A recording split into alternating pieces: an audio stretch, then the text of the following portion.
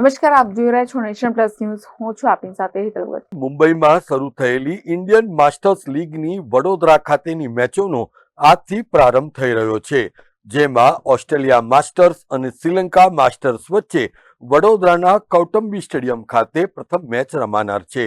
તારીખ 28મી ફેબ્રુઆરીથી 7 માર્ચ દરમિયાન કુલ 6 મેચ કૌટુંબી સ્થિત સ્ટેડિયમ ખાતે રમાનાર છે, જેમાં Bharat, South Africa, England, Australia, West Indies અને શ્રીલંકાની ટીમો રમવાની છે.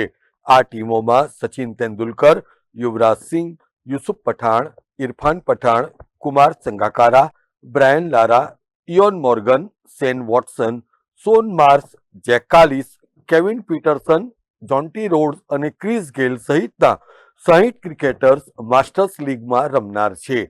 આ ઉપરાંત ગવર્નિંગ કાઉન્સિલમાં સુનિલ ગાવસ્કર, શોન પોલોક અને સર વિવિયન રિચર્ડ્સ પણ આ તબક્કે હાજર રહેશે.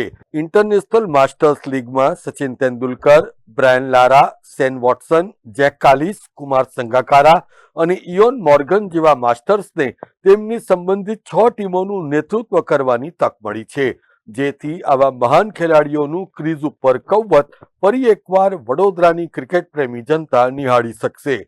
વડોદરા ખાતે આ સિરીઝ પૈકીની 6 મેચો યોજાનાર છે, જેમાં Bharat, England, south Africa, Australia, Sri Lanka અને વેસ્ટ ઇન્ડિઝના ખેલાડીઓએ પણ નેટ ઉપર પોતાનો પરસેવો પાડ્યો હતો.